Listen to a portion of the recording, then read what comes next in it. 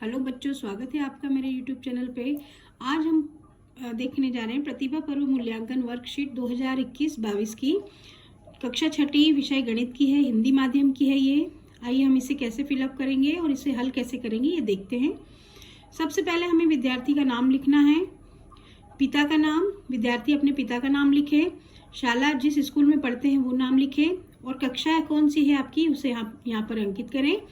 सबसे पहला प्रश्न है, एक घनाकार डिब्बे में सतह होती है। तो ये जो एक घनाकार डिब्बा है इसमें कितनी सतह होती है, एक घन में जो है वो कितनी सतह होंगी। तो एक घन में हमें 6 सतह या 6 फलकें दिखाई देती हैं।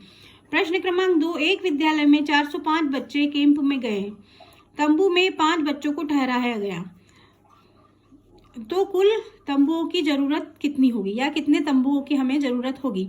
तो हमें सिंपल 405 को 5 से भाग दे देना है और जो भी आंसर आता है, जब हम 405 को 5 से भाग लगाएंगे तो हमारा 81 आंसर आएगा और यही हमारा सही उत्तर होगा। तीसरा प्रश्न देखें, छायांकित भाग का दशमलव में मान कित है। तो छायांकित भाग का मान होगा 20, यह इसका मान होगा। चौथा प्रश्न देखें हम, 3/5 का तुल्य भिन्न है। तो 3/5 का जब हमें तुल्य भिन्न निकालना होता है तो हम इसे दोनों में ही अंश और हर दोनों में हम समान संख्या का, एक समान संख्या का गुणा करते हैं और गुणा करने के बाद जो हमें संख्या प्राप्त होती है वही हमारी तुल्य भिन्न है। तो हमने 3 में 2 का गुणा किया, 5 में भी 2 का गुणा किया, तो 6/10 हमें प्राप्त हुई। तो ये हमारा तुल्य भिन्न है। तो आंसर इसका ए आएगा। निम्न क्रम में अगली संख्या क्या होगी। तो हम सबसे पहले देखें कि इसमें कितनी संख्याओं का अंतर लिया गया है, कितनी संख्याओं का अंतर है इसमें। तो हम देखें, पहले 100 लिया है, फिर 300 लिया है, 200 छोड़ा गया है और 300 के बाद 400 को छोड़ दिया है और 500 लिया है। तो हम इसी को आगे क्रम में करते हुए 500 के बाद वाली संख्या कौन सी आएगी, 600। हम 600 को छोड़ते हुए यहाँ पर 700 को लेंगे। तो 700 वाला ऑप्शन जो हमारा बी वाला ऑप्शन हमारा सही होगा। यदि एक ड्रम 9 बाल्टी पानी से भर जाता है तो 108 बाल्टी पानी कितने ड्रम के बराबर होगा। तो हमें क्या करना है कि 108 में 9 का भाग लगा देंगे। तो जब हम 108 को 9 से भाग लगाते हैं तो ये आता है 9 एकम 9 और 12 नमे की 108। तो 12 नमे की 108 और ये हमारा 12 वाला आंसर सी ऑप्शन सही होगा। प्रश्न क्रमांक 7, घड़ी में 3 बजे की स्थिति में दोनों सुइयां घंटा और मिनट के बीच में बनने वाला कोण है। तो घड़ी की सुइयां हमें देखें कि जब 3 बजती है तो बड़ा कांटा 12 पर होता है और छोटा कांटा जो है 3 पर होता है। तो ये जो कोण बन रहा है ये समकोण की पोजीशन है, राइट एंगल की पोजीशन है और ये समकोण होगा। निम्न में से कौन सी संख्या 5055 है। तो 5055 5055 5055 है, हमारा ए ऑप्शन सही होगा। इस प्रश्न में रहीम के पास 8, 9, 6, 7 ये 4 संख्याएं दी हुई हैं और इनसे उसे सबसे छोटी और सबसे बड़ी संख्या बनानी है। तो सबसे बड़ी संख्या हम देखते हैं 9876 मतलब 9876 होगी और सबसे छोटी संख्या जो है 6789 होगी। प्रश्न क्रमांक 10, एक फुटबॉल स्टेडियम में 8300 लोगों की बैठने की क्षमता है, परंतु हर चौथी सीट पर लोगों को बैठने का निर्देश प्राप्त हुए हैं। तो निर्देश के अनुसार अब कितने लोगों को स्टेडियम में बिठाया जा सकता है। तो कुल बैठने की क्षमता 8300 लोग, हर चौथी सीट पर बैठना है तो 8300/4। जब हम 8300 को 4 से भाग देंगे तो हमारे पास 2075 संख्या हमें प्राप्त होगी, अर्थात स्टेडियम में कुल लोग 2075 बिठाए जा सकते हैं। प्रश्न क्रमांक 11, किसी बगीचे में कुल 200 पेड़ हैं, इनमें से 3/5 भाग आम के पेड़ हैं, तो बगीचे में दूसरे पेड़ कुल कितने हैं। मान 100% में से कितना 3/5 भाग, तो 100 गुणित 3/5।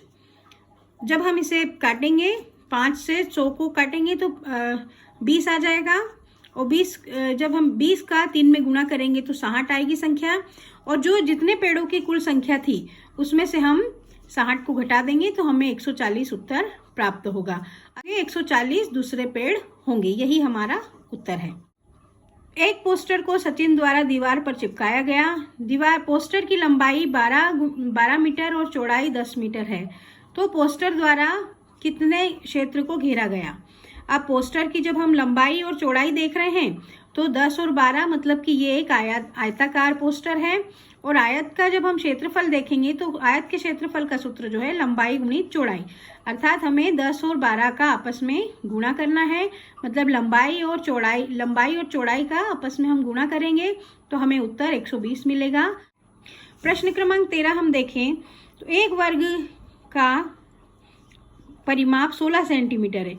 यदि प्रत्येक भुजा की लंबाई 4 सेंटीमीटर बढ़ा दी जाए तो वर्ग की परिमाप होगी या कितनी होगी। तो वर्ग की परिमाप का सूत्र है 4 गुणित भुजा। और जब हम एक वर्ग की हम जानते हैं कि वर्ग की चारों भुजाएं एक समान होती है और इसका परिमाप का सूत्र है 4 गुणित भुजा। तो 4 में 4 का जब हम आपस में गुणा करते हैं तो हमें 16 वर्ग सेंटीमीटर उत्तर मिलेगा, यही इसका आंसर है। ककड़ी और गाजर प्रति किलोग्राम मूल्य दिया गया है। इसके अनुसार 3.5 किलोग्राम ककड़ी, 3 सही 1/2 मतलब 3.5 किलो, 2 सही 1/2 मतलब कि 2.5 किलो गाजर का मूल्य क्या होगा। अब इसमें हमें दोनों के प्राइस दिए हुए हैं कि क्या भाव मिल रही है। ककड़ी 16 रुपये प्रति किलो है और गाजर 22 रुपये प्रति किलो है। तो हमें क्या करना है कि 3.5 किलो को पहले दोनों संख्याओं को मिश्र भिन्न से सरल भिन्न में हम बदलेंगे।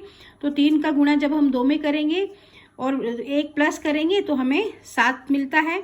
मतलब 6, 3 दूनी 6 और 1 7, तो 6 + 1 7 हुआ। और नीचे 2 संख्या वैसी की वैसी गुणा 16। जब हमने 2 से 16 को काटा तो हमें यहाँ 8 मिला। फिर हम इन दोनों संख्याओं का आपस में गुणा किया, 7 गुणित 8 तो हमें 56 रुपये मिले। और ऐसे ही हमने 2.5 किलो वाला भी हमने मिश्र भिन्न से सरल भिन्न में उसको बदला। तो 2 गुणित 2 4 + 1, तो 4 + 1 5 होता है, 5/2 गुणित 22।